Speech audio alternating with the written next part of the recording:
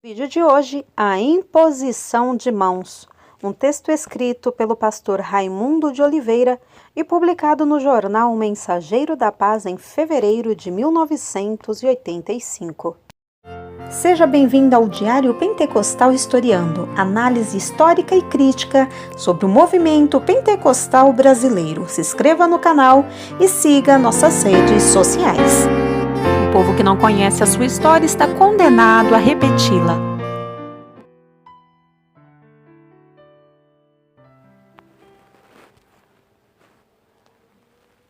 O ser humano é dotado de 5 sentidos, entre os quais está o tato, associado às mãos.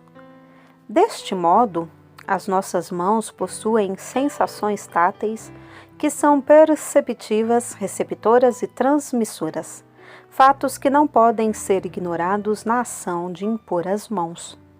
No contexto bíblico, a imposição de mãos era uma cerimônia que tinha mais de um significado. Por exemplo, acompanhava as curas resultantes da operação sobrenatural de Deus, Mateus 8:3, era uma forma de bênção derivada dos tempos remotos, Gênesis 48:14, estava associada ao recebimento do batismo com o Espírito Santo, Atos 8, do 17 ao 19, e à consagração de pessoas ao ministério cristão, 1 Timóteo 4:14.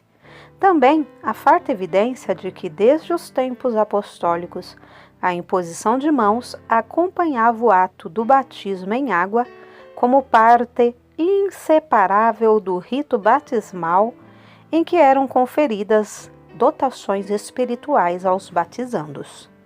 Conforme se pode notar, a imposição de mãos, na maior parte de suas aplicações, estava acompanhada de bênçãos de uma ou de outra sorte, pelo que este rito, desde o princípio, é considerado um dos aspectos fundamentais do cristianismo. Deixando de lado as origens deste ato, conforme mostradas no Antigo Testamento, abordaremos acerca do mesmo no contexto do Novo Testamento. A imposição de mãos para bênçãos naturais. Marcos 10:16 fala de algumas crianças que, a despeito da oposição dos discípulos, foram trazidas a Jesus. Diz o texto que Jesus, tomando-os nos seus braços e impondo-lhes as mãos, os abençoou. O verbo grego é traduzido aqui como abençoava ardentemente, o que é mais uma indicação do singular amor de Jesus para com as crianças. Note que nesse ato, a imposição de mãos se serviu apenas para comunicar simpatia e ministrar bênçãos naturais e espirituais comuns. Isto é, não havia uma razão específica para Jesus exercê-la, além do propósito de demonstrar a sua alegria de haver despertado a atenção e o carinho das crianças. A imposição de mãos para a cura física. O Evangelho de Marcos, entre os demais, é aquele que melhor enfatiza a amistosidade de Jesus mostrada no seu contínuo contato com pessoas sofredoras. Enquanto lemos, frequentemente encontramos Jesus tomando uma criança em seus braços, impondo as mãos sobre os doentes, tocando nos olhos de um cego ou no ouvido de um surdo. Mas de todos os textos, o que melhor fala da imposição de mãos e do seu poder sarador como uma concessão divina para o que crê é o de Marcos 16, 17 e 18. E estes sinais seguirão aos que crerem. Em meu nome expulsarão os demônios, falarão novas línguas, pegarão nas serpentes, e se beberem alguma coisa mortífera, não lhes fará dano, e porão as mãos sobre os enfermos e os curarão. Dessa passagem destaca-se de forma evidente o fato de que a imposição de mãos para a cura dos enfermos não se restringe a uma classe seleta de pessoas na igreja, como os ministros, por exemplo, mas se destina aos que crerem, isto é, a todos os crentes. a imposição de mãos para a concessão do batismo com o Espírito Santo. O Novo Testamento, mais precisamente o livro de Atos, registra 3 ocasiões em que o Espírito Santo foi derramado em forma de batismo sob a imposição de mãos. Sobre os samaritanos, através do ministério de Pedro e de João, 8:17, sobre Paulo, em Damasco, através de um simples discípulo chamado Ananias, e sobre os 12 varões de Éfeso, através do ministério de Paulo. O fato de encontrarmos tantos outros textos de Atos que registram o derramamento do Espírito Santo sem a imposição de mãos, mostra que, independente desse rito, o Espírito Santo continua sendo derramado.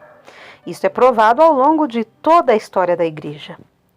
Assim como no ato de comunicar saúde aos enfermos, a imposição de mãos para a concessão do batismo com o Espírito Santo não se restringe aos membros do ministério ordinário da Igreja.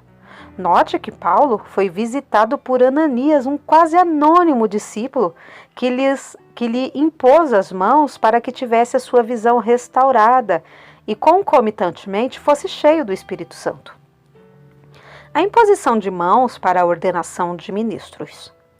Além de ser usada como meio de comunicar bênçãos naturais, de cura física e do batismo com o Espírito Santo, a imposição de mãos também era usada como parte do ritual de ordenação ou consagração de ministros para compor o ministério ordinário da Igreja.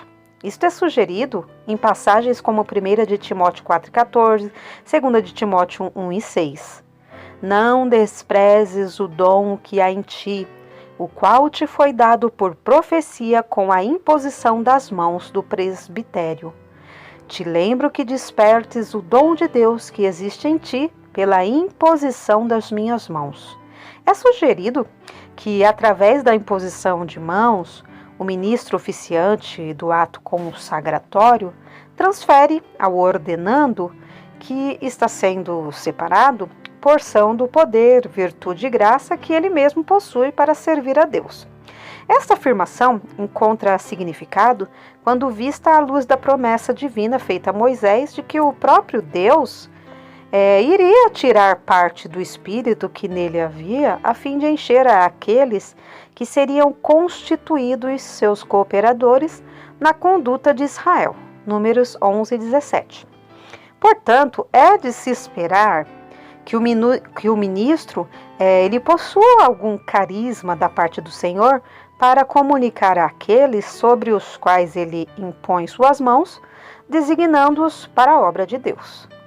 Em nenhum outro caso é imposta qualquer restrição quanto à imposição de mãos, quanto o é em relação à ordenação de ministros. Só neste caso, lemos advertências como esta: a ninguém imponhas precipitadamente as mãos, nem participes do pecado alheios, conserva-te a ti mesmo puro.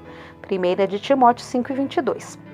Russell Champlin, no seu Novo Testamento interpretado, dá a seguinte paráfrase interpretativa para essa advertência paulina: não te apresses a ordenar anciãos ou pastores, pois se te mostrares precipitado, consagrarás a homens errados e não demorarás a ter dificuldades com eles.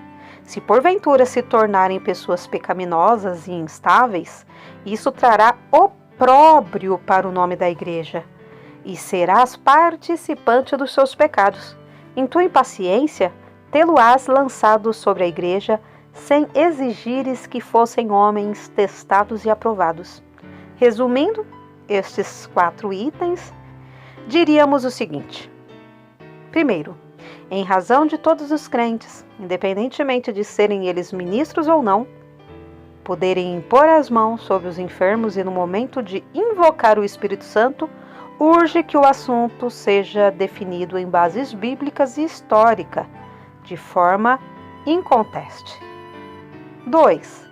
Reconhecendo a possibilidade de abusos numa prática de domínio de todos os crentes, como é o caso da imposição de mãos, cabe ao ministério ordinário da Igreja ensinar não só qual a maneira correta de exercitá-la, mas também policiá-la no sentido de evitar que a mesma se degenere em excessos prejudiciais à boa ordem do culto e à saúde do rebanho do Senhor. 3.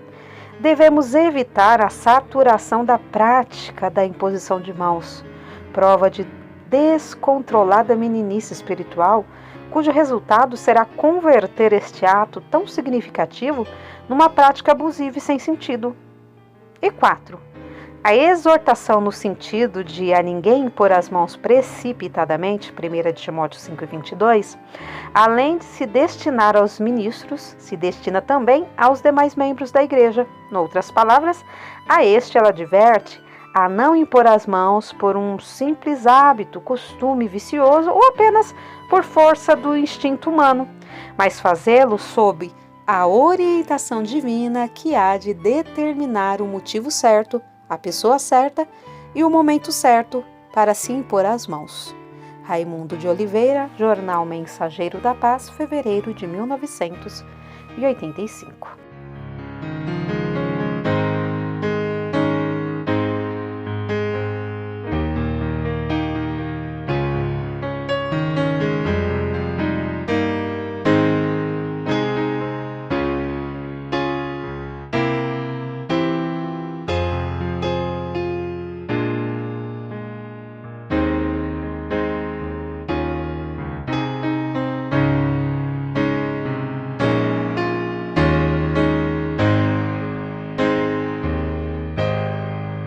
Porque nada podemos contra a verdade, senão pela verdade. Segunda carta aos Coríntios 13:8. Se você gostou do conteúdo deste vídeo, se inscreva no canal, deixe o seu joinha, compartilhe e ative o sininho para receber do YouTube as notificações dos novos vídeos.